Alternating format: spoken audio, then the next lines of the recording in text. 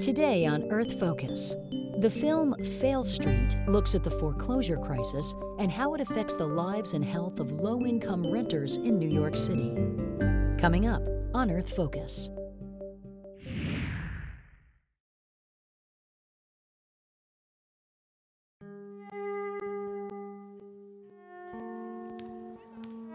People can't pay 150% of their income in rent.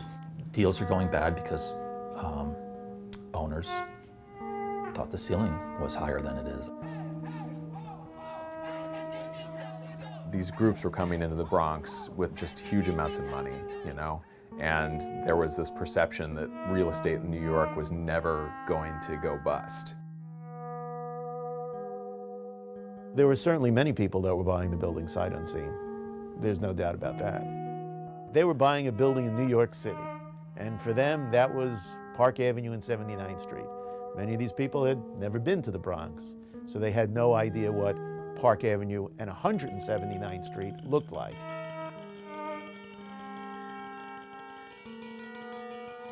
The environment I'm living in is for my health, and not only for my health, but for my kids, is not healthy. If I had the money, I would not be living here, but then again, being that I don't have the money, I'm willing to fight for what I have. This is what I have, and this is what I'm gonna go for.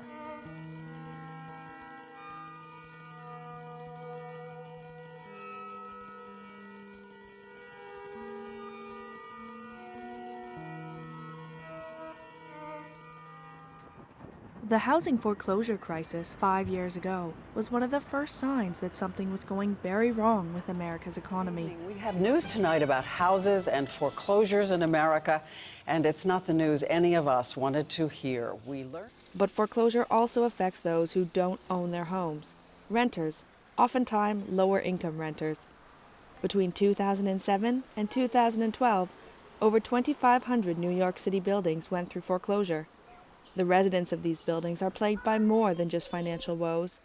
Foreclosure is causing the environment around them to deteriorate.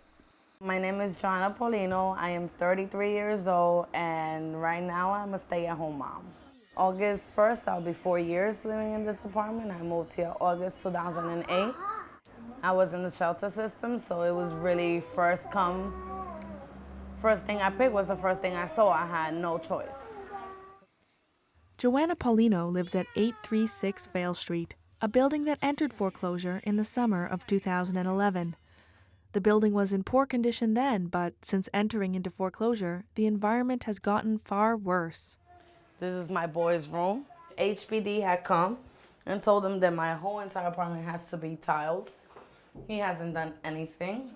And my doors is already messed up. Baby, stop. And then my mold. It's like nasty. I'm tired of cleaning it. Sorry. The rubber keeps coming off, and then besides that, my kids driving me crazy all the time. Apartment buildings often fall into foreclosure because landlords don't have enough money to pay their mortgages. That means they also don't have enough money to maintain the building or make repairs. For tenants, the environment within deteriorating buildings can have serious consequences for their health. At the national level, apartment foreclosure has followed the same trend as single-family home foreclosure. Both increased dramatically after the housing bubble burst in 2007. But while the single-family crisis has tapered off, owners of apartment buildings have continued to default on their mortgages at an unprecedented rate. The apartment foreclosure crisis has hit New York particularly hard. Paulino lives in Hunts Point, a neighborhood in the South Bronx that has the highest concentration of foreclosures in the entire city. Hunts Point is already well known for its poor urban environment. It's straddled by 3 highways and experiences heavy truck traffic from the nearby market. Residents face some of the highest asthma rates in the country, and experts say foreclosure is making them worse. Where is my medicine? In the 2 small ones? Okay. My asthma is crazy. I'm on so many medications. I always keep it plugged in, so I don't have to go through the trouble of plugging it in, because I use the machine even 3 times in one day myself. I have been changed of medication to Symbicort because my medication hasn't helped me. Come. Then I just put the medicine, turn it on, and put it on him or put it on me or my oldest child, which is 16. He's going to be 17. Hi, my name is Evan. The mold in the bathroom, it's a lot of things, little things like that, like the garbage in the backyard is ridiculous. The dirt and the mices and I think the roaches, it doesn't really help. There's a well-documented connection between poor housing conditions and poor health. Most recently, the Citizens Committee for the Children of New York found that neighborhoods where children were hospitalized for asthma attacks were the same neighborhoods in which residents said their homes were in need of repairs. The worst housing conditions and the worst asthma were found in the South Bronx, Harlem, and Central Brooklyn. There's a common misconception that the urban environmental crisis is separate from the financial crisis, but data like this suggests that the failing financial system can have dire consequences for environmental health in urban communities. In fact, doctors who work with tenants who are living in poor housing conditions say that asthma is the #1 problem they see. More than 50% of the tenants that we interviewed had asthma or had someone in the apartment living with asthma, and most of them were children and the elderly. These patients have frequent ER visits, constantly coming back to the hospital with acute asthma exacerbation because they're living in the trigger. The trigger that Dr. Thomas is referring to is the lack of upkeep on foreclosed buildings. Owners of these buildings are often strapped for cash, unable to make mortgage payments, let alone pay for repairs. This is exactly what happened at 836 Faile Street. In 2004, a man named Asher Newman purchased the building for just under $2 million. But the city appraised the building as being worth only $223,000. Many landlords invested in buildings like this one, thinking their investment would pay off. They believed that new tenants would move in and pay the higher rents. So Newman kept taking out mortgages for the building. By 2011, he had taken out about $3.5 million in loans.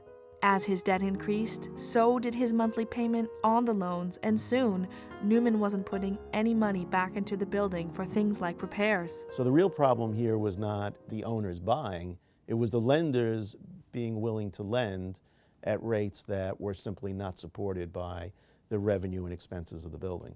They really thought that every area in the entire city was going to be boom and the whole city was going to be gentrified. And they made the wrong bets in some neighborhoods, where those neighborhoods are still a long way from being gentrified. Paulino's neighbor, Kim Moore, is also struggling to maintain an apartment at Faile Street. I came into this apartment from a shelter. When I seen this building, I freaked out. I was like, oh no. Just from seeing the outside and the area, thought of the worst. When it rains, all the water comes in here and in my bedroom. And look over here. I had termites, critters, if you can see them. All that kind of crap that was crawling in.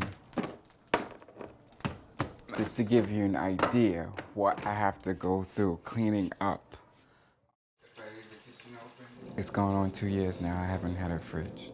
I put the food in the refrigerator, and a couple days later, I guess since the refrigerator wasn't working, everything went bad. And I woke up one day and there were all type of black, wiggly wormies coming from out of the refrigerator, crawling all through my house. Terrible. I have to go to the store and get my breakfast, get my lunch, get my dinner. And it's not good for my health either, you know, because I'm eating more junk food than anything. Moore is a diabetic and needs access to a working fridge. This is the kind of environmental neglect by the landlord that has placed the health of the tenants at Faile Street in serious jeopardy.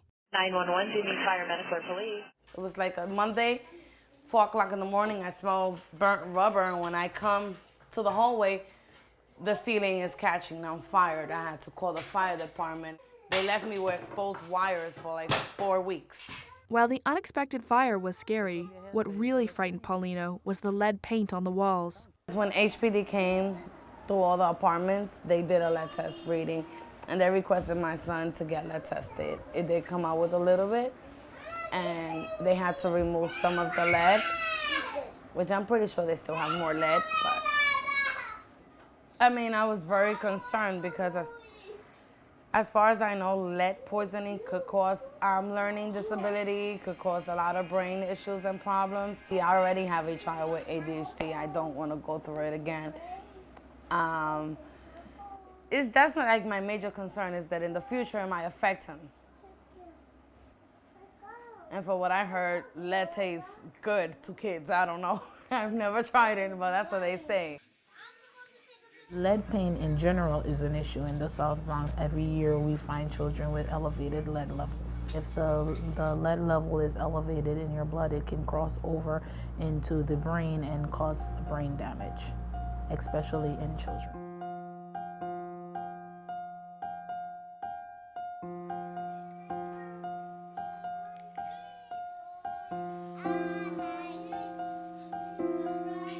When it comes to my house, I try to keep it clean, I try to dust it, I try to do this, try to do what I could do. The rest that I cannot do, I cannot do. Like, for example, there's a hole under the floor, I have a dresser on top of it, so my little one won't get to that hole.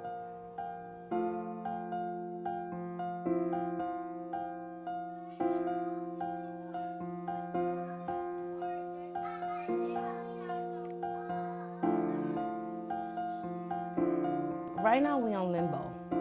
We basically don't know where we're standing. It's not good because right now, in case of an emergency, we have nobody to call. So if we have a leakage, we have to deal with it.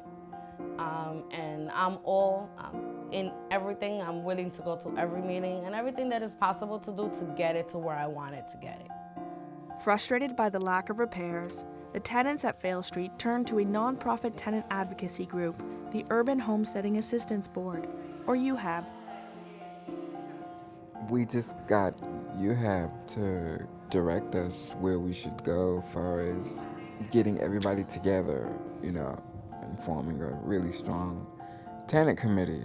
But it's hard trying to bring everybody together.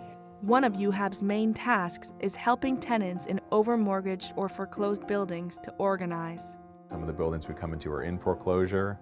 Some of them have already gone through foreclosure. Some of them are distressed but not in foreclosure. So Faile Street was one of the buildings where I remember immediately walking in and thinking, yeah, this is probably going to be pretty bad. The landlord, says all kinds of things about what he wants to do with the building, but he never delivers. It may be that the loan that he took out was more than the building could support, and so now after years of, just barely being able to make his mortgage payments, and, so he was probably scrimping on doing repairs, and now it's in foreclosure because he couldn't even make the mortgage payments. While the single-family foreclosure crisis has tapered off, apartments, especially in New York City, continue to enter foreclosure at an alarming rate. This is in part because of a dangerous new trend in investing by private equity firms. Asher Newman, that's Faile Street's current landlord, took out millions of dollars in mortgages from Astoria Federal, a bank based on Long Island, to invest in his building. But he had trouble paying Astoria Federal back, so the bank started to foreclose. That would have put the bank in charge of auctioning off the building. But before they finished the foreclosure, a new player entered the story, a private equity group called Stabilis Capital Management. They bought the landlord's debt from the bank and paid off some money he still owed to the previous owner of the building. That means that now Asher Newman still controls the building, but he owes money to Stabilis instead of Astoria Federal. It also means that Stabilis is in a place to foreclose and gain control of the building if they choose to. Housing advocates are often wary of wealthy investors taking control of distressed buildings like Faile Street without first familiarizing themselves with the building, because they are less likely to make the repairs that the tenants so desperately need. But this variety of investing has been happening more frequently. It's part of a new trend that advocates call predatory equity. A predatory equity guy would come in, say, okay, I'll buy this from you. They buy it. They know that they are spending too much on it, but they know if they just sit there and they don't put any money back into the property and they just take out any excess money that there is, so instead of putting money back into the maintenance and operation of the building, they pocket it, they will get a very high return quickly, and that's predatory equity. In the private equity world, they have a specialized language that they use to describe what they do. They buy underperforming assets and they make them perform better. Their goal is to turn big profits on distressed real estate. And, I think from our perspective, we think that's, it may not be illegal, but we think it's unethical. One building here or there might not seem like such a big deal, but one building can cause the environment of an entire neighborhood to deteriorate. For organizers who have been working in New York City real estate for decades, a lot is at stake in the wake of the recent housing bubble. The boom in New York City real estate grew out of a time in the 1970s and 1980s when the city lost nearly 1 million residents and large portions of the city were deserted. So what it looked like in the 70s and 80s was you could stand on some corners in the South Bronx or the West Bronx, turn around and not see an occupied multifamily building. See for basically blocks and blocks buildings that have been vacant and abandoned. Schultz worries that the mistakes of the past could be repeated during the new recession. One or two bad buildings can have a very bad effect on surrounding buildings and on a neighborhood. You don't want to have all the investment that's been made by both the city and private entities to improve many of these neighborhoods to in effect be wasted because people did stupid things like overmortgaging their buildings. Predatory equity deals aren't inevitable. When the bank forecloses, the court sometimes appoints a receiver who is supposed to collect rent money and use it to make repairs on the building until someone new buys it. Sometimes receivers make a big difference. Other times, they don't. We receive a paper from the receiver, a court decision stating that the building is in foreclosure. I was surprised because no one said anything, but when we received the paper, we just called the landlord. Adama and his family also live in a foreclosed apartment building. I drive a truck. I work for Manhattan beer distributor, and make a beer delivery to the city. I wake up like 4 o'clock. I start my shift at 4:30.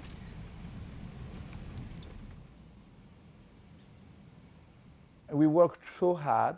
When you come, you have to get a good condition to, to rest, to live.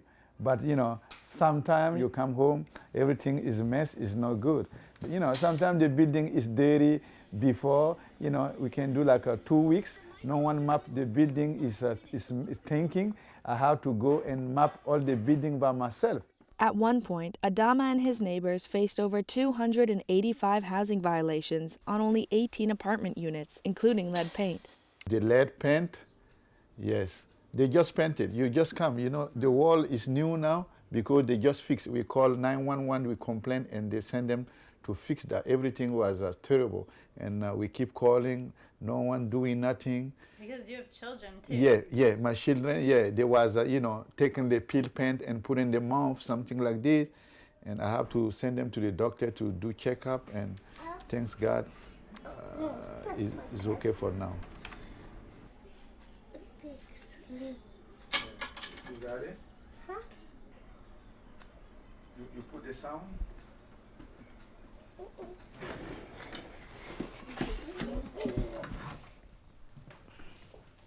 All the kid bedroom they was living here, everything was infested with, you see, they have to fix all 4 walls. And the kid was living here like for 5 years. They were living, the first one got, 7 years. So She born in 2003 in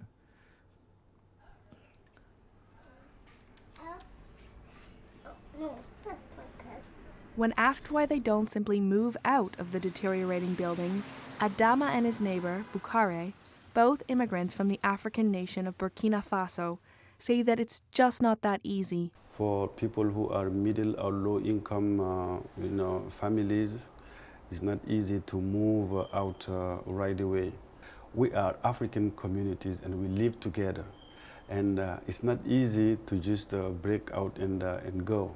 We fear to move to other places where we will be strangers. We're not going to get the same care.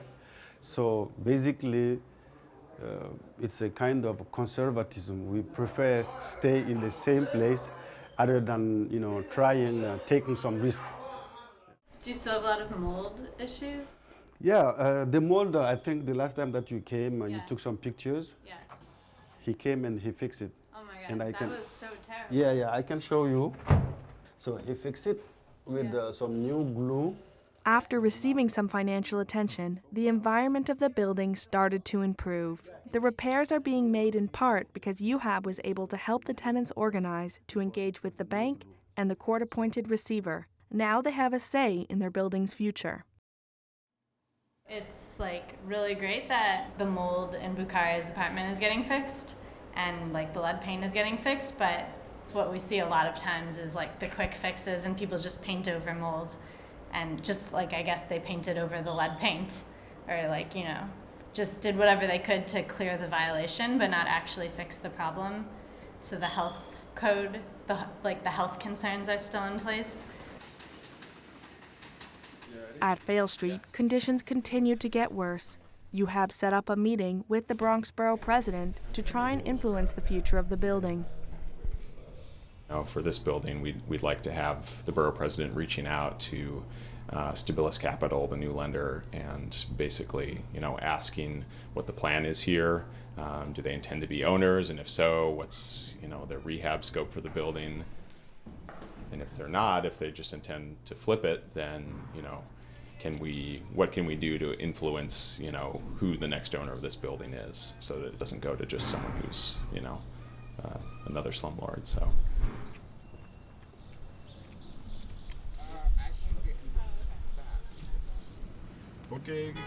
So I think basically, we're going to give them the background. I already talked to them a little bit about what's been going on, but they'll want to hear it from you too.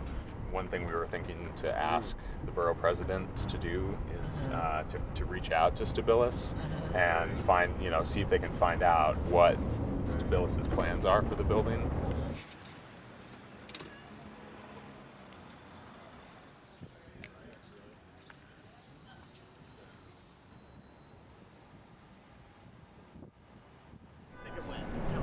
It actually went over well.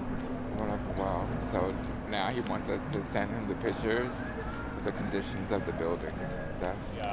He asked for just a little more information that they could just have as they go forward. He's going to talk with their head of constituent services, and he was like, I think it definitely we can reaching out to Stabilis, finding out what's going on, getting some information out of them. Like that's we can definitely work on that, and we'll just see where it takes us.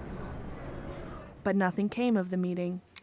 Since then, Stabilis has purchased a portfolio of new foreclosed buildings across New York City. Some of the challenges at organizing at Faile, which occur in many buildings, is that tenants in some of these buildings, the conditions have been so bad for so long that it's hard for people to have a sense that things can get better, even if they organize. And sometimes there have been previous organizations in buildings and people felt like it wasn't successful. So that can sort of make people feel like there's not really any point to it. So, and I think at Faile there had been previous, organizing, attempts, and look at the state of the building. So people are like, why should we do this again? After months of waiting for something to happen, Paulino finally received word that Stabilis Capital was seeking buyers for Faile Street. She doesn't know who will purchase her building, but she's hopeful that whoever does will be willing to invest the capital necessary to make some serious repairs. I would like to be living better. I would like to be able to have some place to call and get your repairs done and get them done on time. Then that would be good. That would be great.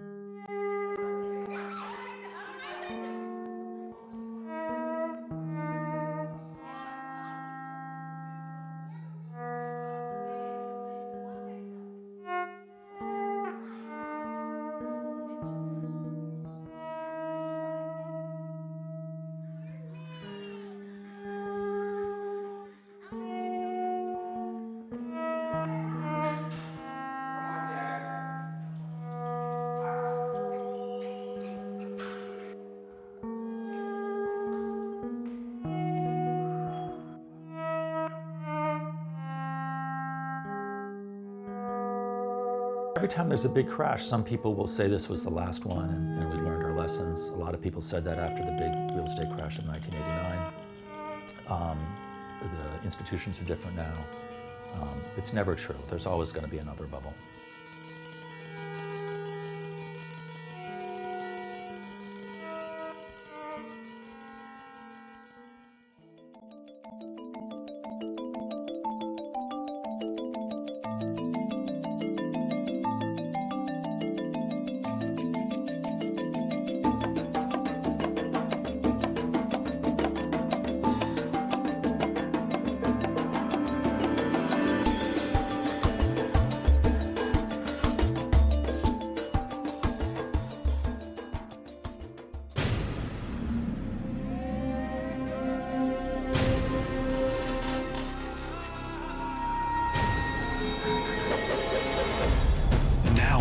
Airwaves, a global channel of uncompromising stories, world news, documentaries, entertainment, and culture. Link TV, connecting you to the world. For more information, visit linktv.org.